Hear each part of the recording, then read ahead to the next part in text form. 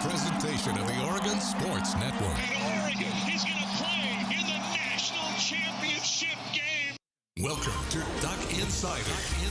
Man, it feels great to be a Duck. Give it to me, baby. My house. I'm taking it there. Their competitors, they'll want to put the O on. Three. Got it. We're going to compete to a standard every day. The Oregon standard. Rebound. Up and in.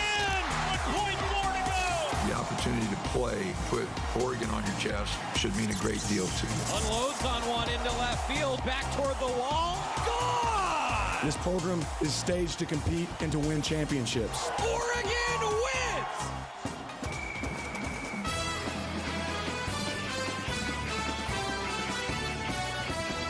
This is Duck Insider on the Oregon Sports Network from Learfield, presented by On Point Community Credit Union. Better banking, local solutions. Live from the Country Financial Studio, let's talk Oregon athletics. Welcome into Duck Insider on a Monday. Ryan Milano filling in for Joey Mack to start the week. We're here in the Country Financial Studio. Duck Insider, as always, presented by On Point Community Credit Union. Oregon women's basketball season comes to a close in Seattle yesterday, last night. Also, Oregon baseball, Tanner Smith with a record-breaking weekend. Not one, not two, but three Oregon records broken by Tanner Smith over the weekend. We'll break that all down throughout the show, along with Oregon softball and their weekend at Jane Sanders against UCLA, as well as the entire athletic department for Oregon. But first, we will start with women's basketball, whose season came to a close in the Great 8 of the WNIT against Washington last night. A 63-59 victory for the Huskies in a game that Oregon started out well. The Ducks jumped out to a big 13-3 lead. They had a big 11-point advantage in the first quarter. Closed the first quarter, still had that lead, but then Grace Van Slooten got a little bit banged up. Oregon had a short bench, and Oregon then struggled to keep pace with the Huskies that came with a second quarter onslaught, continued in the third quarter, and it was Washington who ended up taking the game 63-59, putting an end to Oregon's season. Where did it go wrong for the Ducks in last night's game? Well, I mentioned Grace Van Slooten, her injury. She went down. She did come back in the game, had limited minutes in the second half, but was out for a majority of the second quarter. That played a factor. Also, no Kennedy Basham in the game. That played a factor. Philippina Shea, Taylor Hosenduff, they both got into foul trouble early. If you're keeping track, those are the four Oregon bigs, all limited during the game against Washington. Made it hard to rebound against the Huskies. Against Washington, the Ducks got out-rebounded 49-34 on the glass to end the season. It also was a 42-22 point in the paint differential that went the way of the Huskies. Unfortunate in the paint for Oregon. It's just hard. It's hard when you're limited with your four bigs in the paint. Those type of statistics will happen. They happened last night.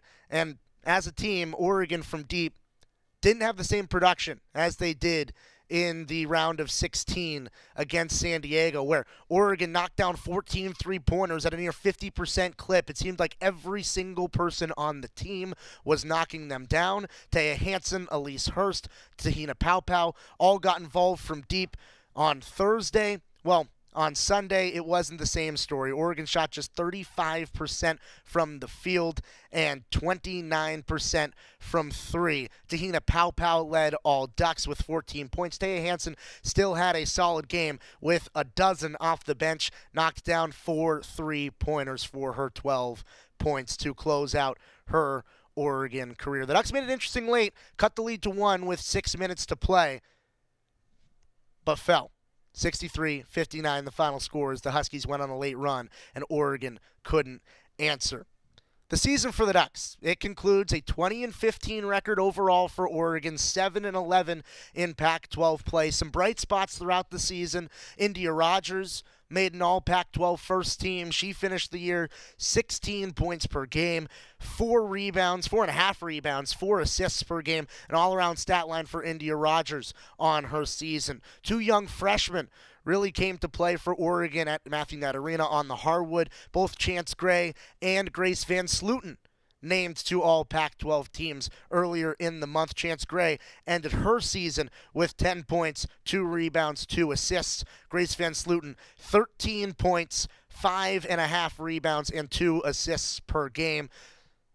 Strong individual performances for Oregon throughout the year. Some strong team performances as well for the Ducks throughout the season. When I look at this Oregon season, there's 3 wins that really stand out to me as the key victories for Oregon throughout the season. They all came against Pac-12 teams. They were all games that Oregon seemingly needed to win at those points in the season, and all of these games featured fantastic individual performances. So let's highlight the 3 that were on my mind as the season came to a close. First, it was the 75-67 win over Oregon State on December 11th. For me, this was India Rogers' coming out party. And coming into the year, we all knew India Rogers was good. I knew India Rogers was good, but how good was she? Well, we found out against Oregon State in December. India Rogers had 34 points, 9 rebounds, and 6 assists as Oregon takes down their rival. It was one of 3 times this year where India Rogers scored 30-plus points this season. And what made this game stand out above all else to me? The efficiency for India Rogers. 10 of 18 from the field, 6 of 10 from deep, 8 of 8 from the line. An all-around stat line, both in the points, rebounds, assists, and an all-around stat line from the field for India Rogers. Made it a really effective and pretty solid win for Oregon to start off Pac-12 play against Oregon State. Then it was probably the biggest win by margin of victory of the season for Oregon. Started off the year right, New Year's Day against USC, a 73-45 blowout victory for the Ducks. And it wasn't an individual performer in terms of points, but it was an individual performer on the boards. Filipina Che dominated the game for Oregon. 20 rebounds in the contest for the Ducks in the midst of a stretch of 8 games where she had double-digit rebounds for 8 consecutive games, this one being the highlight and a big blowout victory over USC. Then Oregon's ranked win of the season. They only had one of the year, but it was a big one. It was against number 14 Arizona on February 23rd. A 73-59 14-point win for the Ducks that really seemed to turn the season around in some regards, where Tahina Paupau was the key player in this contest. She had been a little bit quiet throughout the month of February. There was a 6-game stretch to start the month where she didn't score in double figures. Tahina Paupau snapped a Ducks 7-game losing streak, and this was her 2nd consecutive game where she scored 20-plus. Scored 21 points on 5 of 8 shooting from deep, and she would flip her season, scoring 20-plus in 5 of the last 6 games, or in 5 games of a 6-game stretch during that span. But like we mentioned, it wasn't all great wins for Oregon throughout the season. There was a little bit of a tough run, especially in Pac-12 play. Oregon only went 7-11 in conference, and there was a stretch where Oregon lost 10 of 12 games, including a 7-game losing streak. Granted, 8 of those 10 losses to NCAA tournament teams.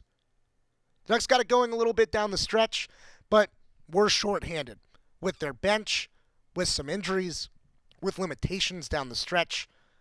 Oregon had a short bench, and it ultimately came to cost them last night against Washington. Who's coming back for the Ducks? Well, Grace Van Slooten, Chance Gray, Tahina Paupau, India Rogers, Philly Shea, and Kennedy Basham all have eligibility left for the Ducks. We'll see what the future holds for those athletes coming up in the coming season. That puts a close on women's basketball for the year. The Ducks finished the season with 20 wins, 20-15, 7-11 in conference play, but Oregon ultimately has their season come to an end 63-59 in Washington against Seattle. When we come back on Duck Insider, we'll talk about the Diamond Sports and a big weekend for Oregon baseball. On the other side, you're listening to the Oregon Sports Network from Learfield. Now's the time to imagine yourself in a new Toyota, like Tundra. Go for a spin, enjoy some off-roading, or build your kids that treehouse you promised them. Hey, they deserve it. Toyota, let's go places. See your participating Toyota dealer for details. Dealer inventory may vary. Event ends April 4th.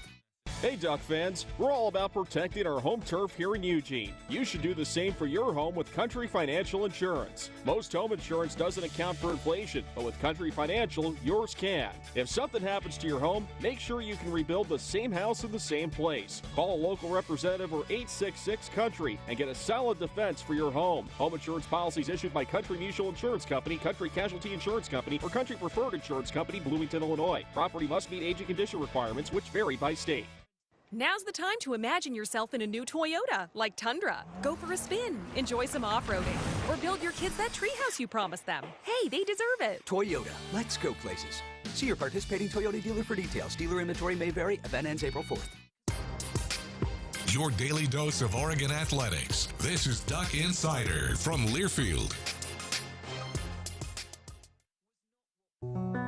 Victor deployed for the first time to Afghanistan in 2003. He sustained a moderate traumatic brain injury. One of the most important elements of caregiving is taking care of yourself.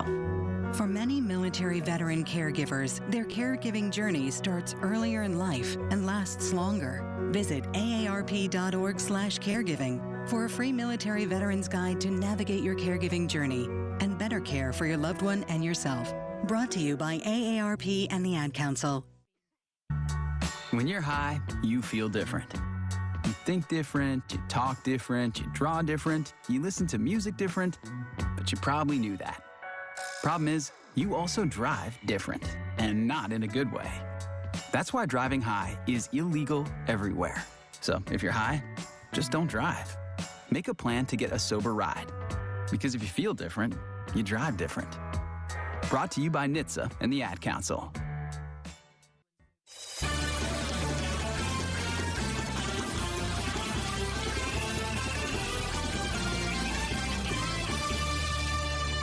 Back on Duck Insider here in the Country Financial Studios. Duck Insider presented by On Point Community Credit Union. Ryan Milano filling in for Joey Mack today on a Monday. We just talked about women's basketball and the close to the Oregon women's season, but Oregon baseball had a fantastic weekend, a sweep of Northwestern State and the Demons, and it was all good news. Starting on Friday, a big 16-1 win for Oregon. The long ball in full effect for the Ducks. 6 home runs. And it was also the 2-out offense for Oregon. They went 11 for 17 with 2 outs. The offense was just clicking on all cylinders. That Game 3 against Washington State, something might have woken up with this team because Oregon's offense has not slowed down since. But Tanner Smith, the highlight of the weekend, he started off the weekend with a huge bang, a huge moment. Early in the game, he broke the Oregon career hits record with 247 past Gabe Matthews, who had the record of 246. He also broke the PK Park doubles record with that hit. So I said at the beginning of the show that Tanner Smith broke 3 Oregon records. Well, I was wrong. It was actually 4, if you count the doubles record. 4 Oregon records, and maybe I even missed one. Who's counting at this point? We're trying. It's hard to keep up. There's a lot of stats to track. If he's breaking records every week, how are we supposed to keep up? We'll do our best to keep up with you, the listener. But Tanner Smith on Friday broke the PK Park, broke the Oregon hits record. Let's hear from Tanner Smith after his record-breaking performance. I think breaking actually the all-time record for hits in his career here. Just what does that mean to you, especially being tied up there with Gabe? So special. You know, it's just something you kind of just dream about. And, you know, I remember looking at all those records 5 years ago and thinking how crazy it would be to have all those kind of numbers. And, you know, now that it's starting to come rolling around, it's a pretty cool feeling. Did you hear from Gabe after tying the record? Oh, yeah. We've had a couple conversations in the last couple days, but I just, what I've told him is that, hey, you know what, we can share it for a week, and that's about it. Does he want you to break that record? I'm assuming no, right? Yeah, he's Gabe's an unbelievable guy, and he's so proud, and I'm just lucky to be able to play with him for as long as I was, and see him go with his career, and I know he's happy to see everything coming our way, and he wants this program's success as much as anybody. That was actually from Tanner Smith at media availability on Wednesday, talking about tying the record last week against Washington State and the potential of him breaking the record this weekend. He did it on Friday. Big moment for Tanner Smith, full of big moments throughout the weekend. There's a lot more to come on Tanner Smith, so just make sure to keep it here. We'll get to that in a minute, but we do have to break down the entire weekend because for Oregon, it was a very strong weekend, especially offensively. A Saturday doubleheader, Oregon won game one of the doubleheader 12-7. That final score a little bit deceiving. Oregon was up 12-2 in the ninth inning. Once again, it was an offensive showcase for Oregon. You don't score 12 runs out of thin air. Offense, offense, offense. Mark Wasikowski talked about some of the new guys that have come into the fold that he is playing in these spots. Dominic Hellman got a start at first base over the weekend. We saw Carter Garrotti start at shortstop a little bit throughout the weekend. Drew Cowley mixed in at shortstop. A lot of different mix and matched pieces from Mark Wasikowski showcased throughout the weekend. In game two of the doubleheader on Saturday, it was a 13-3 Oregon win. Tanner Smith hit his 25th career home run that tied a modern era record for the Oregon program in terms of home runs. He homered in 4 straight games at that point, and it was the 5th straight game where Oregon scored in double figures. Well, then there was Sunday, and if we're talking about Tanner Smith, we'll keep talking about it. I'm going to talk about him maybe till the rest of the show. If you're with us here in the 1 o'clock hour, you'll have to wait till about 3 o'clock until I stop talking about Tanner Smith. Because on Sunday, after a fantastic start from Matthew Grabman, where Oregon won the game 5-0, the Oregon pitching staff threw a combined shutout, Tanner Smith homered again. His 5th home run in a row. Oh, yeah, that's a record. And if you're keeping track, in the second half of the doubleheader, Tanner Smith tied a modern era record in home runs. Well, that home run on Sunday broke the modern era record in home runs. It was the 26th of his career, the most for any modern era Duck. And oh, yeah, he's closing in on number 1. Tanner Smith propelling himself up the record books this week. The Ducks are, with the 5-0 victory, have won 6 straight. They're now 15-7 and back to Pac-12 play. And keep in mind, Oregon didn't go on a road trip until the Washington State series. There is a lot to be said about camaraderie that is built on the road, togetherness that is built as a team on the bus, on the plane, staying in the hotels where all you have are your teammates. So Oregon, in the second half of the Washington State series, got wins, 2 wins in Game 2 and Game 3. Now they're taking a 4-game sweep over Northwestern State as momentum into next weekend. Overall, I don't think there's anything to complain about. Head coach Mark Wasikowski talked to the media after the game on Sunday. Speaking of winning, you guys complete the sweep. Just your thoughts on today's game specifically? It was a challenge, obviously. They had still their best bullpen guys and their best returning starter from last year they're throwing on Game 4. So, we knew going into it was going to be a hard game. It was. The guys really good on the mound to start, and then it was pretty obvious each pitcher that they threw have very, very good arms. And so for us to come out on top and throw a shutout right there, it was just fantastic.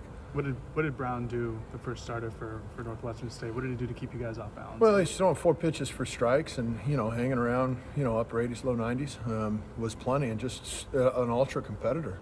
And that was the report on him. He's just an old guy, and he pitched like he was like 30 years old out there, in a semi-pro game. And he's just old. He doesn't give you a whole lot to hit. He didn't throw the ball in the center of the zone. He just kind of worked the edges and knows what he's doing out there. He's a true competitor.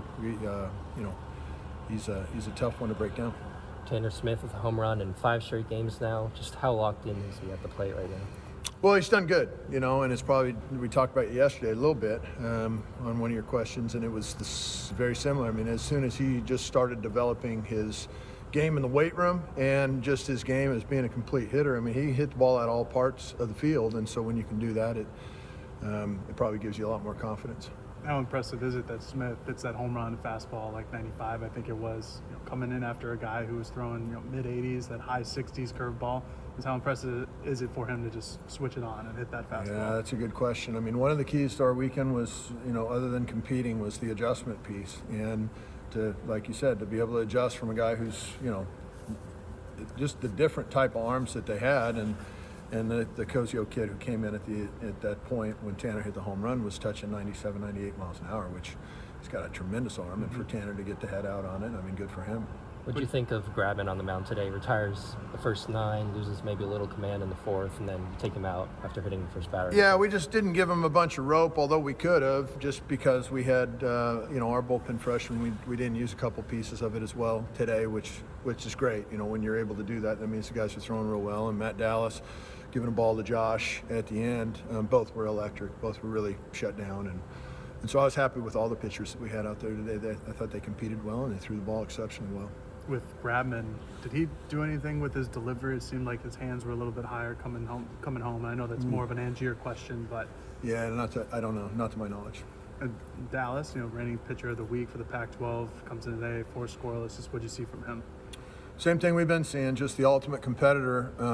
He's older and much more confident in himself. Obviously, he's comfortable in his own skin. He's just really good at what he does, and we're lucky to have him. How big was that double play in the 4th inning where bases loaded, 1 out, you're still up only by 1 at that point, and then Cowley fields that high chopper at short to turn the double play? Yeah, Drew Cowley played tremendously well. Gavin Grant up the middle. We had a couple of double plays that really helped us get out of jams. They had their guy come up in a big spot, and we elected to intentionally walk him to get the bases loaded, which, that can always go against you and not work to your favor, but it worked to our favor. We got the double play ball, and the kids turned it, and the defense was exceptional, and pitching was exceptional. With Cowley starting as short, how is Garrotti doing? Is he day-to-day? Yeah, Garrotti's day-to-day. He's a great player, and we're excited to have him. How nice is it to have a guy like Cowley to be a DH, great bat, and then come in also and play shortstop, second or third? Yeah, I think it's most natural position on the field, to be honest with you, shortstop. When we've swung him around a lot of different places, maybe unfairly, but he's probably most comfortable when we've played all of our scrimmages. He's probably played defensively the best at shortstop. He seems most comfortable there, and he played very well today. And what went into the decision to put Hellman at first and Walsh DH? Dom's good. He's really good. He made a really good defensive play yesterday. And we wanted to see him and Jacob in the same lineup, and just take a look at what that looked like, and I like what that looked like too. That's a threatening lineup. When you got Dominic Hellman hitting 8th, that's a pretty long lineup. With Hellman, how difficult is it for you as a coach, where he hits a home run this weekend and you got to try to get him in the lineup, even though you have guys like Walsh who play his position? It's a great problem to have. Bring it every year. To have great players that you're trying to get in the lineup, that means they must be playing well enough to deserve chances to get in the lineup. And there's some others too that are chomping at the bit for opportunities, but still yet, to have Dominic Hellman on our roster, that's awesome. Jacob Walsh, I love our roster and our team. They're just a lot of fun to be around every single day. This makes it 6 straight with the win today. How much did that road trip to Washington State help you guys? It seems like you're just surface level, that you guys are a lot closer more on the field now. Yeah, the team, we did, like, that road trip was critical for us. And we missed out on a road trip this year due to weather, and that was unfortunate. You grow so much on the road. And we did that weekend at Washington State for us to lose first game and come back and play as well as we did. And we had a lot of adversity on that weekend, probably more adversity on that weekend than we did this weekend.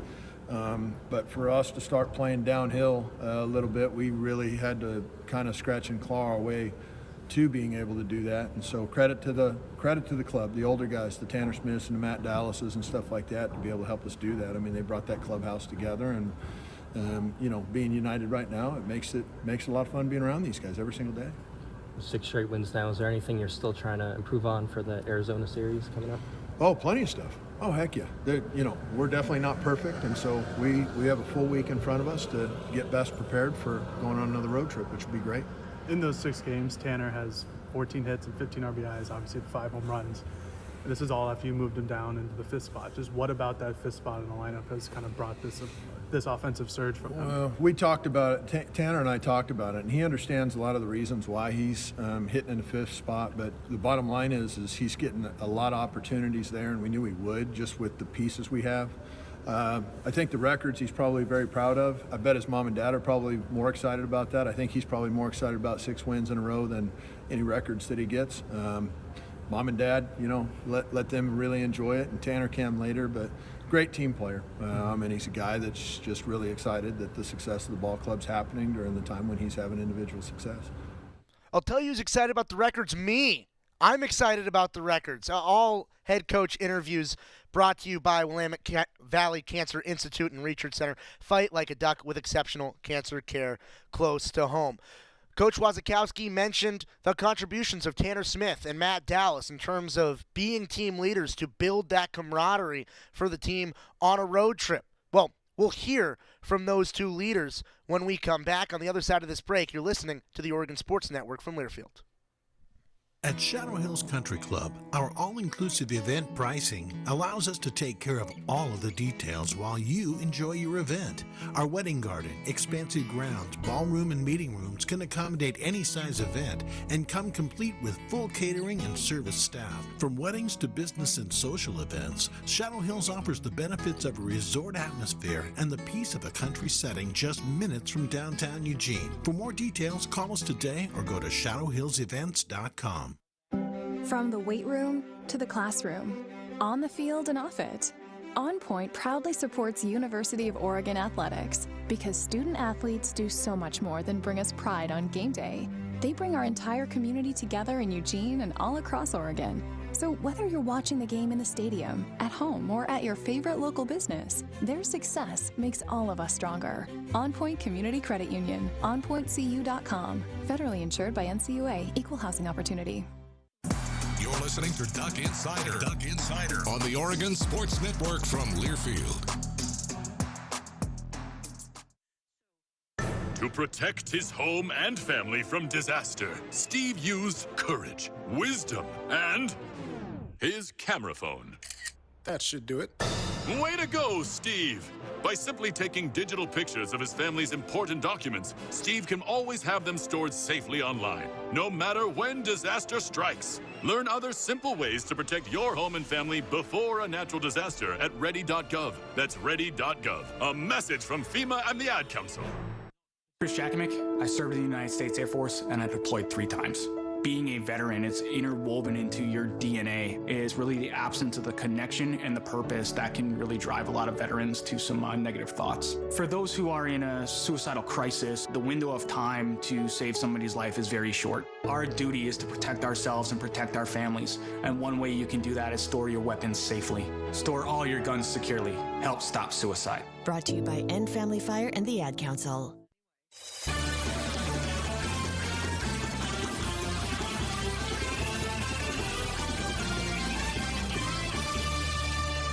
We're back on Duck Insider here in the Country Financial Studios. Duck Insider presented by On Point Community Credit Union. This weekend, we're still talking about Tanner Smith because he broke at least 4 records that I can count this weekend, maybe more. Who knows? There might be records that I don't even know about that he broke this weekend. But the first record that he broke was on Friday, where he passed Gabe Matthews for the all-times hit record. We played earlier in the show Tanner Smith's reaction to tying the record of Gabe Matthews. Now let's hear what he said post-game about breaking Gabe Matthews' all-time Oregon hits record.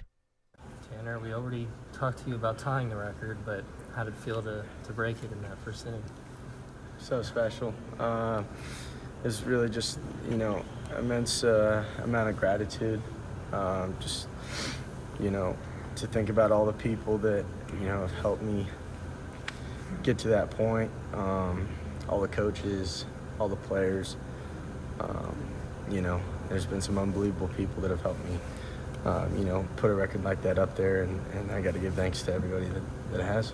Can you narrow it down to 1 or 2 things, like why Why were you able to do that over the course of your career? If you could reflect. I mean, it's so hard to narrow that down, but hard work is definitely a big factor in that, and kind of like I said, the help that's gone into that. From Daryl Hunter, from Coach Martyr to Coach Holman to Coach Horton to Coach Waz, and all the support over the years, it's hard to describe. Was the adrenaline really running through you? I mean, you had another hit and then a home run. It seemed like you were seeing the ball well all day. Yeah, it was just a special day. So many good things going on, especially with Waz's birthday. How can you not feel so fired up for that? So a lot of adrenaline at PK today. Did you see Gabe? He shouted you out. He congratulated you for the record. What does that mean to you to hear from a guy like that? The world. I got the chance to speak with Gabe this morning, and the support from him, and taking it all the way back to when I stepped foot on this campus 5 years ago. That was a guy that took me under his wing and showed me the ropes and taught me how to hit at college level. And I owe him an endless amount of thank you too. Tanner Smith named Collegiate Player of the Week this week, broke the hits record. What really strikes me about that interview is that he attributed his success to everyone other than himself.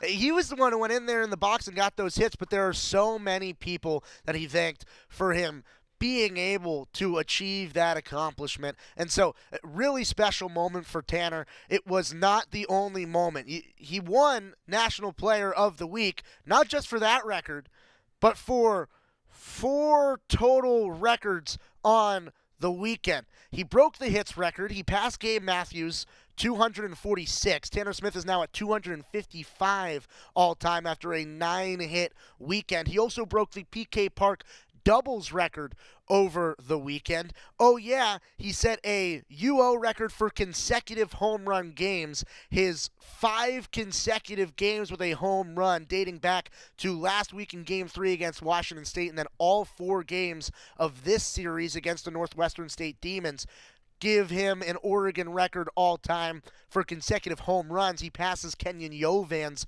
4 consecutive home run streak against Santa Barbara and Oregon State back in the 2021 season, that courtesy of Baseball SID Todd Miles. And then also, with that home run that set the 5-game consecutive streak, he broke the modern era home run record of all-time homers in an Oregon career. He passed Sean Chase's 25 home runs with his 26th career blast on Sunday. He now sits 3rd all-time in Ducks history for career home runs. He's 1 behind Guy Krause for 2nd place, and he's chasing Tom Dodd's all-time record of 30 home runs from 1977 to 1979. So a record that has stood for 40 years. 45 years now. Well, Tanner Smith is closing in a big weekend for the National Player of the Week. That was just named about an hour before the show. So, let's hear from Tanner Smith after his phenomenal weekend on Sunday. He spoke with the media. Tanner, just how special was the series for you to start with a record by breaking a record and then end with breaking another record? It was awesome. It's a great feeling to just, break records. But, I think it's an even better feeling when you come away with a 4-game sweep and seeing all the bats that came alive and stayed hot and seeing the pitching and, just the team clicking is just so awesome. When that ball went over the wall, it looked like you raised the fist to the air. What was that feeling like seeing it stay all over the wall? It was awesome. I hit it, and from the moment I hit it, I was like, please go out. And when it went out, it was just, it was just kind of a feeling of gratitude again. Daryl and all the coaches that have kind of helped me, put the offensive piece together. You guys tagged the relief pitcher that came in, was so completely different than who the starter was. And, throwing 95 and such. Just what was that adjustment like that you guys made in the dugout, talking to Martyr? And how did you guys come out swinging? That's a good question, because you're right, he was completely different than the starter. But, actually going into the weekend and before every game, was talked about how good we can be if we're able to make adjustments quickly. And that was just kind of the perfect opportunity to make, a complete different approach and a complete different adjustment. And I thought the offense did that really well. You guys are on a 6-game winning streak, and in those 6 games, you have 14 hits, 15 RBIs, and obviously the 5 home runs. What's it feel like to be this locked in? Feels good. It feels really good being in a dugout where everybody's playing for each other, being in the box and knowing that there's 40 dudes in the dugout that are just doing anything they can to help you. It seems like awesome. Every at bat, even on some of your outs, you're hitting the ball hard. Is this as locked in as you've ever felt? Yeah, I think so. I think this is the best I've prepared in my career, and I think this is the most amount of time I've really put into make sure when the game comes that I'm able to just kind of slow everything down and just enjoy every moment of it. It seems like you've kind of started off on this hit streak because you've been moved to the 5th hole in the lineup, and Waz just kind of talked about it. Just what was that conversation like between you and Waz and Martyr, and just why has it worked for you hitting out of the 5th spot? It was awesome. The conversation with him, just the transparency and kind of his just philosophy behind it, and I really enjoy it. It's a whole different feeling. It's a bunch more time to prepare before your first at bat, and especially when you're hitting behind guys like Ceballos and Cali. It's awesome. What were some of the reasonings behind moving you to the 5th spot that you guys talked about? Honestly, we just talked about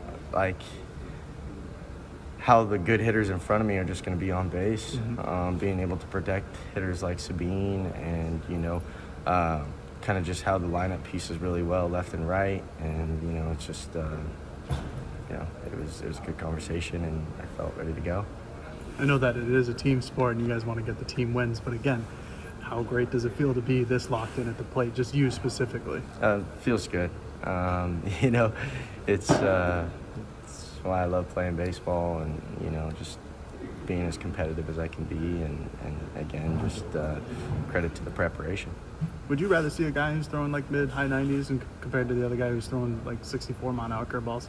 Yeah, I don't want to give away the secrets here, but but yeah, I do. I think a little bit firmer fastball and only a 2-pitch guy is maybe sometimes on the day is a little easier to face than a guy with 4 pitches for a strike that can put it anywhere he wants it. With you guys, 6-game winning streak, just how are you guys feeling as a team now, especially after that road trip where it seemed like you guys got a lot closer together? Just how you guys feel as a whole right now? Yeah, absolutely. I think being on the road as a team really just ties everybody in a little bit closer together. You spend every minute with each other and kind of get to know each other really well, and seeing this team really start to take off and make strides is just feels like a ball rolling downhill and it can't be stopped, so it feels real good.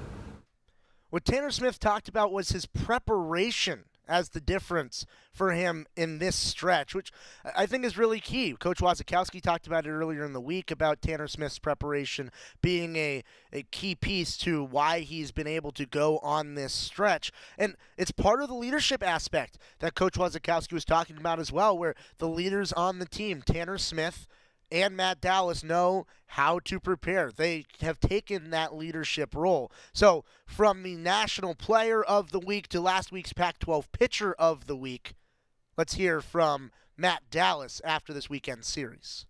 2 straight pretty dominant outings. What's just working so well for you right now? Really just not trying to do too much, being in character, and just trying to live pitch by pitch. I mean, we do a great job. Our pitching coach, Angier, and all of our catchers do a great job in their prep work, and they know how we're going to attack hitters. So I really just kind of do what they tell me and just try to execute my pitches. That's it, really.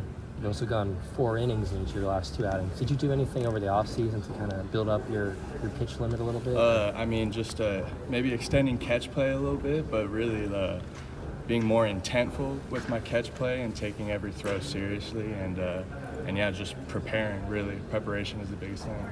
You were named Pac-12 Pitcher of the Week heading into this series. Just what was that honor like? It was awesome. I mean, gratitude is kind of the thing that I reflect on a lot, and just super grateful to be in a position to have the opportunities to do stuff like that and to win ball games, really help my team win. That's really my most important goal. This makes it, I think, 11 straight scoreless innings for you, including today. Just what did you have working today? And then I guess, how has that kind of translated over the course of the season for you? Yeah, I mean, getting ahead of hitters and just establishing strikes early and establishing my presence on the mound and just being present and being where my feet are is the biggest thing, really.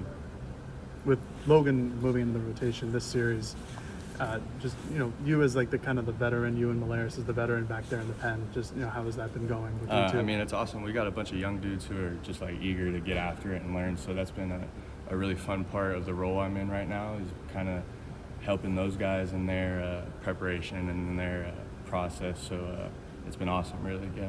Going forward, do you feel like you could kind of take over the role that Mercado has taken on for much of this year, sort of a long relief guy out of the bullpen? Yeah, totally. I mean, I really just try to focus on Ducks winning ball games. So at the end of the day, whatever I can do to help that's what I'm there to do. So focus on Ducks winning ball games. Oregon's done a lot of that over the last 2 weeks. A 6-game winning streak for Oregon. They take their 15-7 record down to the desert this weekend to face off against Arizona. First game on Friday at 6 o'clock. Joey Mack will make the trip to Tucson for that call. From one diamond to the other. When we come back on Duck Insider, we're talking Oregon softball after their weekend at the Jane against UCLA. On the other side, you're listening to the Oregon Sports Network from Learfield. Now's the time to imagine yourself in a new Toyota, like Tundra. Go for a spin, enjoy some off-roading, or build your kids that treehouse you promised them. Hey, they deserve it. Toyota, let's go places. See your participating Toyota dealer for details. Dealer inventory may vary. Event ends April 4th. From the weight room to the classroom, on the field and off it, On Point proudly supports University of Oregon athletics because student athletes do so much more than bring us pride on game day. They bring our entire community together in Eugene and all across Oregon. So whether you're watching the game in the stadium, at home, or at your favorite local business, their success makes all of us stronger. On Point Community Credit Union, onpointcu.com. Federally insured by NCUA, Equal Housing Opportunity. Now's the time to imagine yourself in a new Toyota, like Tundra. Go for a spin, enjoy some off-roading, or build your kids that treehouse you promised them. Hey, they deserve it. Toyota, let's go places. See your participating Toyota dealer for details. Dealer inventory may vary. Event ends April 4th. This is Duck Insider, presented by On Point Community Credit Union on the Oregon Sports Network from Learfield. Hi, I'm Smokey Bear, and I made an assistant to help you prevent wildfires. Dude, I've got this. I've been camping since I was 5 years old. But I am a camping influencer. You know what? I'll bet you $5. Assistant Smokey, what is the best way to put out a campfire? To put out a campfire, drown with water, stir, drown again. Then make sure the fire is out cold by feeling with the back of your hand. Wait, really? I'll take the $5. Learn more at SmokeyBear.com. Brought to you by the U.S. Forest Service, your state forester, and the Ad Council. It's time for today's STEM tip. Okay, you know recycling is important. No one wants plastic in the ocean. Here's a cool way to repurpose a plastic bottle. Build an awesome terrarium. Cut a large plastic bottle in half and fill the base with sand, pebbles, potting soil, and your favorite plant. I chose an African violet. Put the top of the bottle over your base and place it in the sun. Your plant will grow sealed in its own ecosystem. Fun, right? Learn more at She Can STEM. A message from the Ad Council.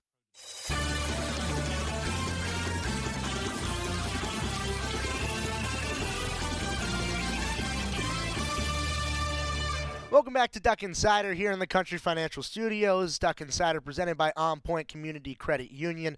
Oregon softball at the Jane, their second home series, their third Pac-12 series, and the schedule makers did not make it easy on Oregon to start the year. The three top teams in terms of RPI in the Pac-12 conference were the three first conference opponents for Oregon. It was Washington, Stanford, and then UCLA, all of which top 10 teams, both in the top 25 and in the RPI. So very, very difficult schedule for Oregon to start, not to mention it was finals week last weekend. So difficult for Oregon. It didn't seem to faze them against UCLA, at least not on Friday. One of the most, I'll call it the most complete win for Oregon of the season. I think Melissa Lombardi would agree with me because she said before the weekend that if Oregon can execute of the three cylinders of softball, pitching, defense, offense. They're going to win a lot of games. Well, that was the recipe on Friday. It was a 3-0 victory for the Ducks, where Morgan Scott pitched a complete game shutout against the number 3 team in the country. Only allowed 2 hits. Was phenomenal, shutting down a very potent UCLA lineup, but it wasn't just Morgan Scott, and that's why Oregon was able to get the win in such a dominant fashion. When you look at 3-0, it might seem like a low-scoring affair, but Oregon controlled the game throughout. Defensively, when Morgan Scott did allow base runners, which wasn't very often, Oregon made some very nice defensive plays to keep those runners on base. Ariel Carlson made a diving play and left. KK Humphreys twice this weekend. Actually, 3 times this weekend. Cut down the lead runner on a bunt. Did it once on Friday, once on Saturday, and once on Sunday. Oregon's bunt defense has been phenomenal. The Ducks got the 3-0 win because the offense got to Megan Faramo. Only 3 runs scored against Faramo, but forced the pitcher into over 120 pitches on the night. Oregon tried to take that momentum into the rest of the weekend, but the weather didn't help. 2 delays on Saturday ended up making it a weird game where it was supposed to start at 2 and ended up starting at 3. Stevie Hansen got the start. Oregon was leading that game 2-1 until the top of the 4th inning, where Stevie Hansen gave up a grand slam to make it 5-2. And then in between the top and bottom of the 4th, it was another hour-long weather delay. So Oregon did have a chance to regroup, but it didn't really seem like any momentum was able to mount for either side on Saturday. Oregon got back in the ball game. Tara McGowan hit a 2-run home run to make it 5-4, but then in the 7th, a 2-run UCLA homer made it the final score of 7-4. On Sunday, it was another rubber match for Oregon. They had it against Washington, they had it against Stanford, they had it against UCLA, and in all 3 of those contests, it seemed like the Ducks went toe-to-toe with their opponent, had chances to win late. Keep in mind, against Washington, the bases were left loaded with 2 outs in the bottom of the 7th, where Oregon was down by 2. Against Stanford, Oregon was winning that game 2-1 in the 5th. Oregon ended up dropping both of those game 3s. The Ducks, unfortunately, dropped the game 3 against UCLA this weekend as well, where it was tied 2-2 early, and it stayed 2-2 all the way into the 7th. But it was runners left on base this weekend, both on Saturday and Sunday, that really cost the Ducks. 21 combined Ducks left on over the weekend of Saturday and Sunday. Just the 2 games, the back 2 losses for Oregon. Melissa Lombardi, after the Sunday contest, talked with the media, breaking down the game between Oregon and UCLA. Over the past 3 years, Missy, you guys have had more success against Maya Brady than anybody, including this weekend. What, if anything, was different today where she was able to come through for them in those spots? I mean, she had 1 big hit, and she had 2 small infield hits. Sometimes it's just the way it goes. In terms of your team and, some more runners left on base, do you just hope at this point all you can do is just kind of bank that experience and hope that you're more comfortable next time and come through next time? Yeah, we need to cash in. Like we had opportunity all weekend. We just need to cash in. We didn't cash in enough. You guys have now faced the absolute meat of your order, or your schedule. The rest of the season is going to be very manageable. Obviously, you guys are looking at it, faceless opponents every week, but outside in, I'm going to say you guys have the potential to go the rest of the way without any hiccups. Is there any solace you can take from being so close in these games, or these are just lessons learned? The team, what's the mindset of the team? I think big picture, the competition that we faced, the type of pitching we faced, offenses that we faced, will go a long, long way for us. This right now, this hurts because we wanted to come in and take this series, and we had opportunity to take it. Big picture, what does it do for us? It does big things for us. It just doesn't feel that way right now. Because of how matter of fact you've been about that, Missy, and you guys have talked all season about postseason mentality. Mm-hmm. Well, the last 3 weekends, then you would have been sent home. You would have lost the Super. That would have been it.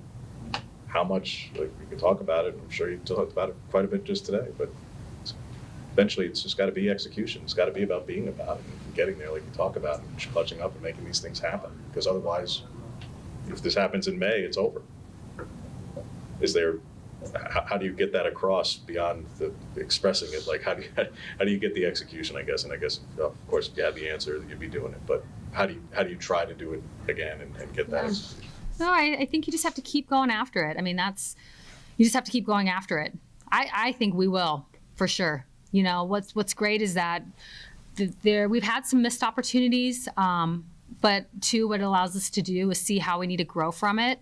And the good thing is that we're not in May, so we still have time. You know, that's what I think about. Is it stings, but I look at it stings now, and it's going to be good for us and prepare us for later.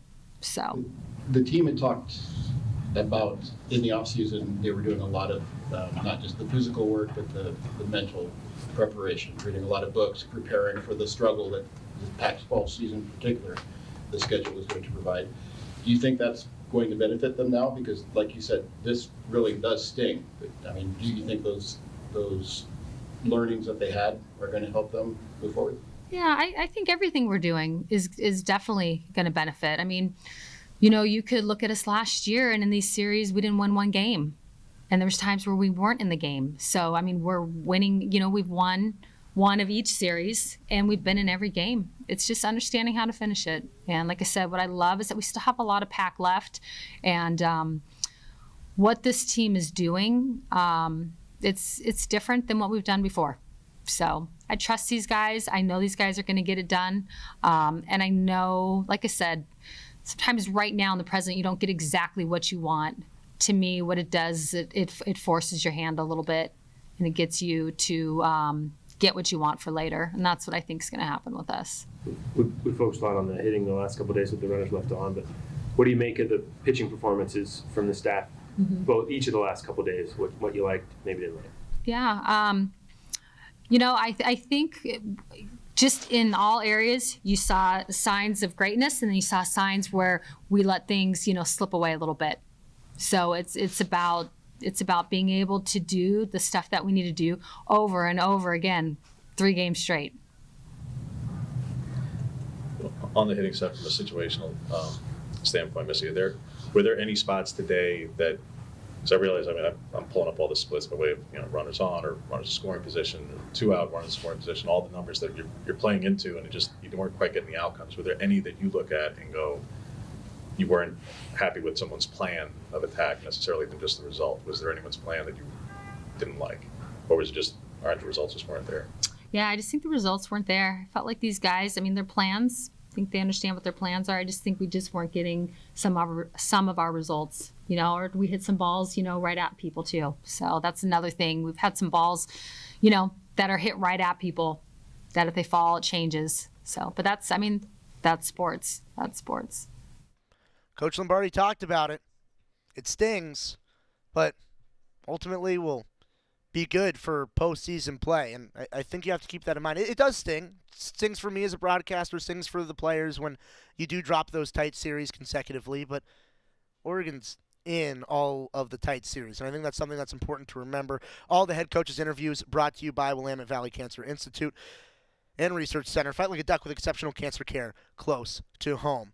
We're going to take a break on Duck Insider, and when we come back, we'll talk about the rest of the athletic department. A whole lot went on this weekend. Back after this on Duck Insider on the Oregon Sports Network from Learfield. From the weight room to the classroom, on the field and off it, On Point proudly supports University of Oregon athletics because student athletes do so much more than bring us pride on game day.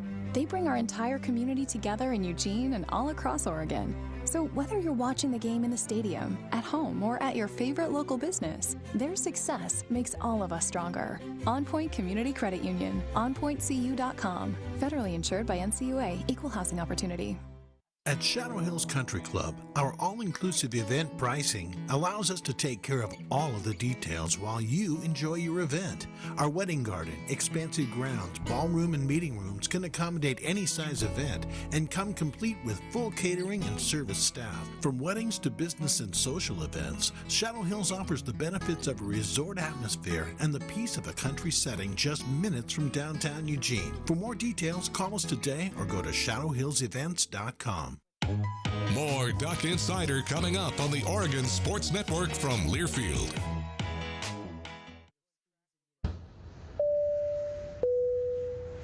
This is your captain. We are going to be experiencing some slight turbulence. Please fasten your... Oh, hold on. Just got a video of my cat.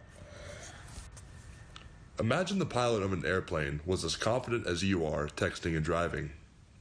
Seems kind of crazy when you put it like that. Visit StopTextStopWrecks.org. A message brought to you by the National Highway Traffic Safety Administration, Project Yellow Light, and the Ad Council.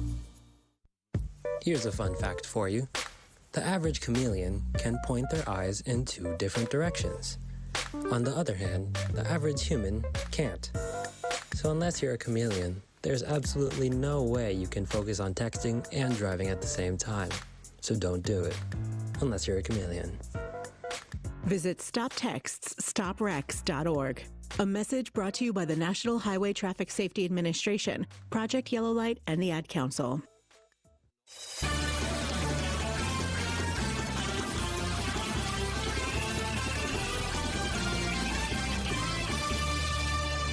Welcome back to Duck Insider here on the Oregon Sports Network in the Country Financial Studio.